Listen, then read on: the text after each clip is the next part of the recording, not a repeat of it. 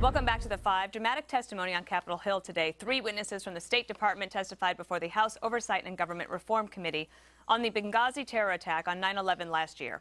Mark Thompson, Gregory Hicks, and Eric Nordstrom have been giving their account of what happened on that day and afterward. One of the big questions, why didn't Susan Rice call it a terror attack on the Sunday shows after that day?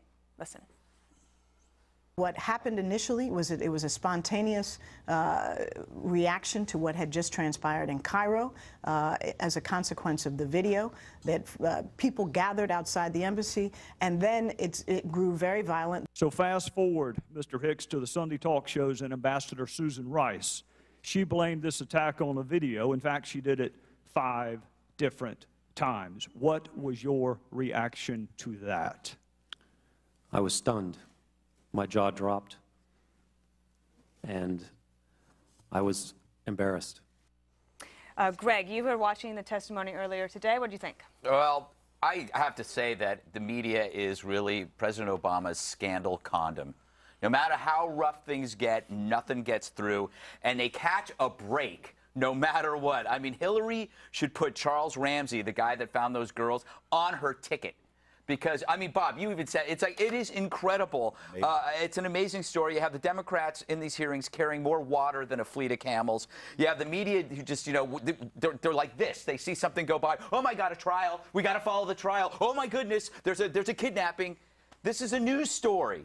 But I guess if we had called if we had not called these people terrorists, and we had called them bullies, or perhaps homophobic Republicans, maybe the media would have done something. If we called them bigots, Muslim supremacists. I thought the testimony was even more powerful than anticipated.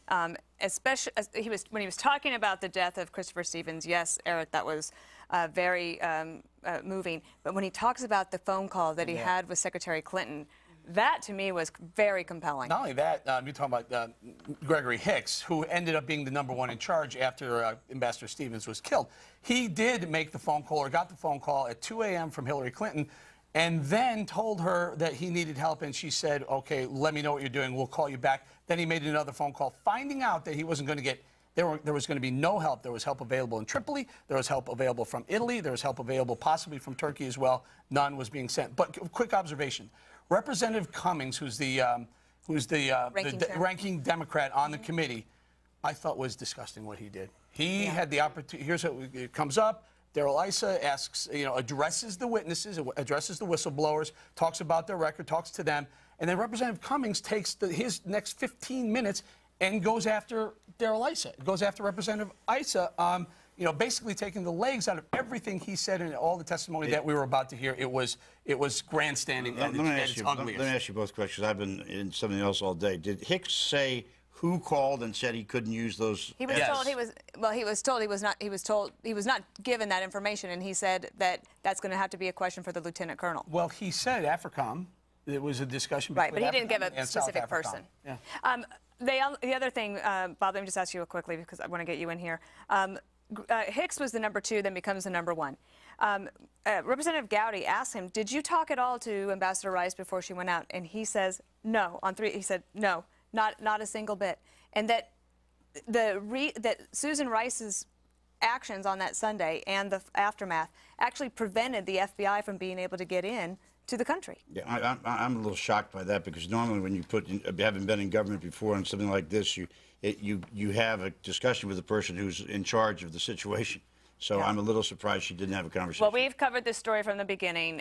We've had a lot of breaking news today. I can promise you that tomorrow, I don't care what my segment's going to be about, I'll talk about this, because it's my birthday tomorrow. All right, when we come back, more on the Benghazi testimony and an update on the criminal investigation out of Cleveland. We still have Kimberly, too. Happy 50th. Thanks. We had 4 dead Americans. Was it because of a protest, or was it because of guys out for a walk one night who decided they'd go kill some Americans? What difference at this point does it make? The committee's labors to uncover what happened prior, during, and after the attack matter. Most importantly, excuse me, it matters to the friends and family of Ambassador Stevens, Sean Smith, Glenn Doherty, and Tyrone Woods, who were murdered on September 11th, 2012. his emotional testimony on the Benghazi affair and murders and terrorist acts. Hillary Clinton opened that with her testimony before a committee. The question now is, she, in my mind, is going to run for president in 2016. What implications does this have for her, Andrea? Well, I know she said what difference does it make, but it makes a very big difference.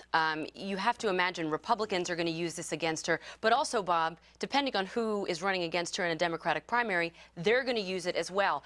In my opinion, a tape like that, and after what we heard today, that it was clear-cut terrorism immediately after the attack, and they weren't ready, despite numerous warnings and 2 previous attacks on that exact same consulate, she should be blown out of the water any chances for her to run. However, the media today, yawning away again, and so Hillary Clinton has more than 9 lives, and so if the media would stay on it, maybe she has a chance, but you know, you never know. Politics, she could come back. Kimberly? Yeah, the question is if they're going to be able to do sufficient enough damage control to attenuate the taint of this, because this is really bad. The testimony was compelling. These are witnesses that really made an impact, I think, with their words, with their emotion. These aren't people that were disgruntled, that are trying to make up stories.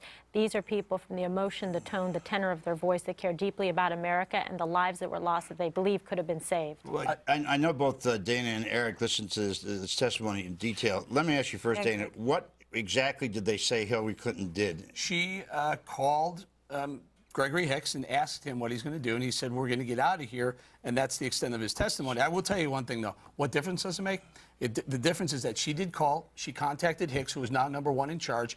2 other people died after that. Okay, let me just ask 2 you. people died. That's what difference Dana, was there any other testimony about Hillary Clinton?